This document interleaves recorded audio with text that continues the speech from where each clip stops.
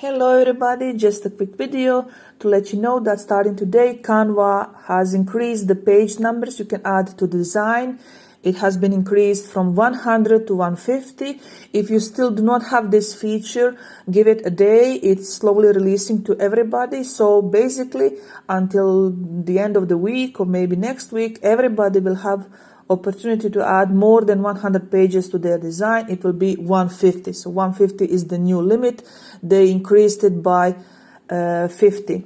So if you are making books inside Canva, and if you are used to importing the books that you get from Creative Fabrica, like PDFs or something that usually have 120 pages and you have to split them to 2 PDFs, you don't need to do that anymore. Now you can upload that directly and edit them directly up to 150 pages. So this is a great news for everyone who is using Canva to make books. Now you can have up to 150 pages in your design, which is perfect because most of the notebooks and planners and journals, they go around 120, 130, 140 pages. That's it for this video.